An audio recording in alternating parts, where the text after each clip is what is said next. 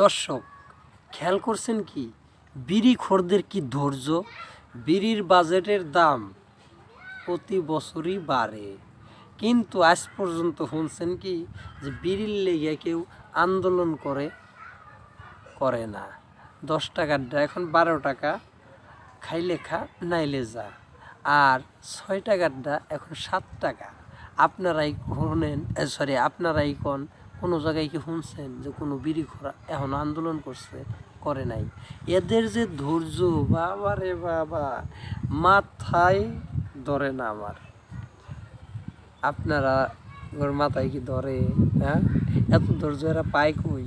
হ্যাঁ, কারণ ওরা যে বিড়ি খায়, ঘুমানোর আগেও একটা খায়, ওইটাও একটা খায়, আবার বিড়ি খামো না চিন্তা করে তখনও একটা খায়, বৈশা থাইকেও খায়, ভাত খাওয়া দাওয়া করেও খায়, আবার কি ওয়াশরুমে যাওয়ার আগেও খায়।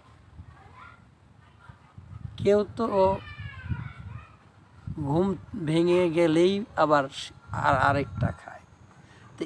যে তাইলে নিত্য প্রয়োজনীয় জিনিস হিসেবে বিড়িখোরদের জন্য এটাই কিন্তু যথেষ্ট।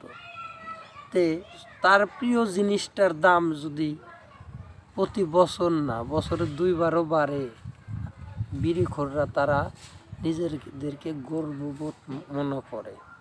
কারণ যেখানে আগে খাইতো বিড়ি 5টা, হে খায় 6টা, আবার কি যে খায় 6টা হে খায় 10টা। তা আপনারা ভাবতে পারেন তাইলে পাতলা ভাই আপনি কয়টা খান?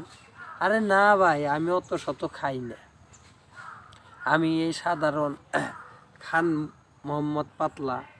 আমি খাইলে কি আর এমন খাই, ওই হালকা পাতলা 1-2টা খাইলে খাই, নাইলে নাই। সারাদিন বাজা পোড়ার মধ্যে খাই একটু সিগারেট বিড়ি আর ফল জুসের মধ্যে চা।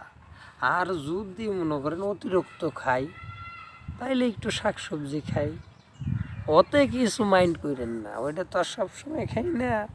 তো যে কথা বলতেছিলাম, আজকের আলোচনাটা ছিল যে ধৈর্যশীল যদি কোনো লোক থাকে আমাদের এই দেশে, সোনার বাংলাদেশে, সেটা আমরা বিড়িখোরদের যদি কোনো নোবেল পুরস্কার দেওয়ার সিস্টেম থাকতো তাইলে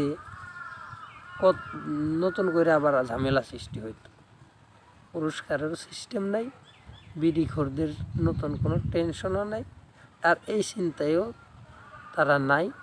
কারণ এই চিন্তা করবার গেলে তখনও একটা বিড়ি খাইতে হইব, তারপরেও হয়তো আর একটা খাইতে হইতে পারে। তো ভালো থাকবেন, সুস্থ থাকবেন। জাস্ট ফানি খান মোহাম্মদ পাতলা, বোম্বে শাহরুখ খান, সালমান খান, বাংলাদেশে আমিন খান, সাকিব খান, আমি হচ্ছি নেক্সট খান, আইমিং অনলি ওয়ান এক খান, মাই নেম ইজ পাতলা খান, বাবা মায়ের মিজান। ভালো লাগলে পেজটাকে ফলো দিয়ে যান।